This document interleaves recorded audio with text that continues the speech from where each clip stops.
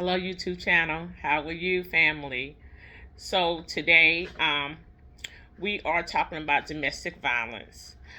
Something that I've been in for 12 years. I am a survivor of domestic violence. Um, I've been out of it for a long time, you all. So let me give you a fact about domestic violence. Domestic violence, an advocate provider, support for victims, and domestic abuse. On an average of 24% per minute are victims of rape, of physical violence, of stalking by an intimate partner in the United States. So you guys, y'all understand it's bad.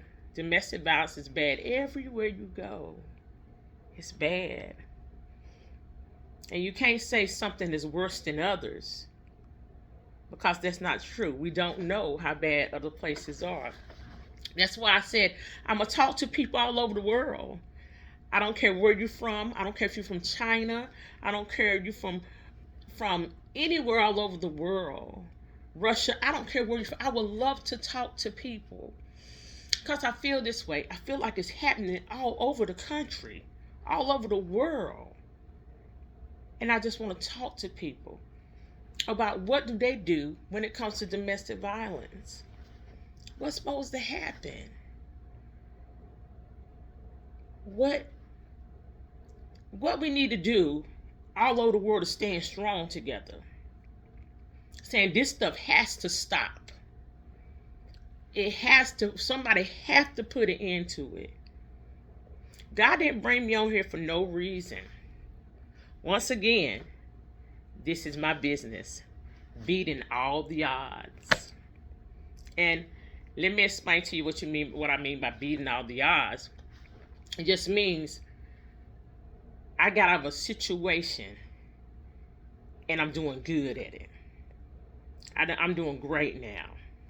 You know, you got a lot of people that's in domestic violence that can't act like they stuck in it and they can't get out of it. But I'm the one that said feel like I was stuck also, but I got out of it. I got completely out of it. I have a bachelor's degree. I have a bachelor's degree in business, minor in global management. I have a double master's degree in biblical studies. Right now, I'm going for my doctorate in theology. So you can't tell me what God can't do. He got me out of a rough situation, but look where I'm at now. I am a manager for a big corporation. Come on, God. Come on, y'all. Ain't no such thing as stuck. I wanted to show my kids there's a better life out there than being with someone that says they love you but hurts you. No, we're not doing that. No, we're not doing that. That's a generational curse. That's something I done said, I'm stopping it right here. It's not going to flow to my children. It's not going to flow to my grandkids. It's not going to flow to their kids and so on. We're going to end this right here. Right here. Family, I got a lot of stories to tell. I do. I know a lot of people that went through domestic violence. This one story sticks out to me. I'm not going to ever reveal people's names. But this lady right here actually passed away at the age of 22. I remember I was working at a nursing home. And I couldn't understand. I said, I'm 21 years old working in a nursing home as a CNA. So I asked the lady that was laying in the bed in the nursing home, I said, how old are you? She said, I'm 19. I'm like, oh, okay. I said, well, can I ask you a question? She said, what's that? I said, what happened? Why are you here in a nursing home?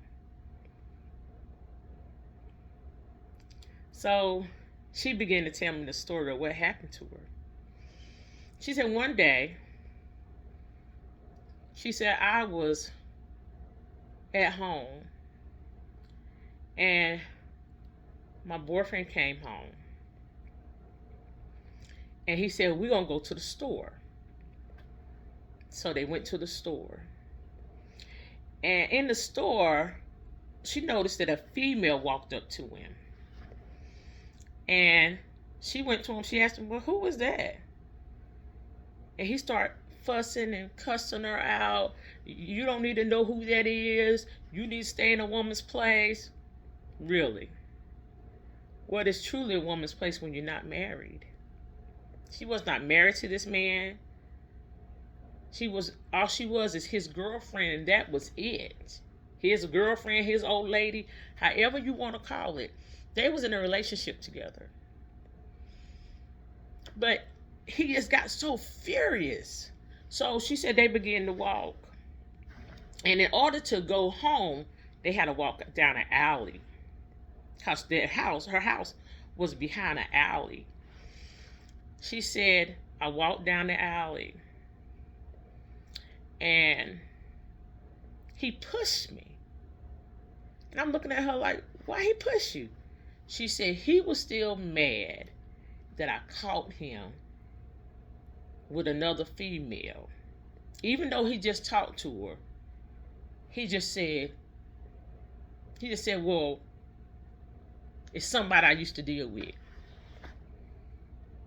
She said, but why she come up to you? And she said, next thing you know, he just went completely off. Just because she asked him why. Why that bothered him so bad, because she said why. And what he did, she said he grabbed the back of my head and he started banging her head against a brick wall. She said she tried her best to get loose from him. He kept hitting her head against a brick wall. She said next thing you know, she hit the floor. Boom. She said once she hit the floor, it's like everything blacked out, everything was gone. All she knew is that the ambulance, she was in a hospital. She woke up in the hospital. She remember waking up in the ambulance because she said she seen lights, she seen people over her. She said next thing you know, she was in the hospital. Whatever he did, it like scrambled her brain and scrambled her mind. She said, I never looked like this before. She said, I feel older. She said, but I'm 19. She said, but my body and my mind feel like I'm 80 years old. And I began to look at her. I said, my God, my God. She said, and it was because of domestic violence. It's because of control. He wanted to control the whole situation. And all she wanted to know is the truth. Why not? That's something that I need to understand about relationships. Why isn't it okay to tell the truth to people? If you're dealing with somebody, hey, leave me alone. And then on top of that, the other female making you upset, and you're going to come after me? That's not fair. And God is not pleased. Well, she was in there at 19 years old. She died at 22. To see her like that, it was a hurtful thing. Because at an early age, I learned domestic violence is real. I have been seeing it all my life. Even when people thought I didn't see it as a young child, I seen it. But I thank God for covering. Even when I went through the stuff that I went through, I thank God for covering. Because that could have been me laying up in that bed with her. You know, it could have been me. It could have got that bad, that serious, that quickly. That's why I tell people, you guys, men, women, and that's what it is, men and women, everyone. These right here, please keep your hands to yourself. You have to. What you don't want to do is lose everything you have because you couldn't get this to yourself. It's better to walk away than to hurt anybody. That means everybody's safe. Once again, this is Serena. And this is beating all the odds. And I hope you all come back and visit me more and more. Like I said, I would love for you all just to like, share, and subscribe and comment. I'm ready to talk, y'all. I'm ready for people to come on and talk with me.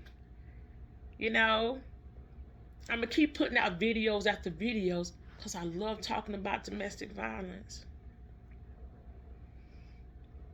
God didn't put me on this for no reason.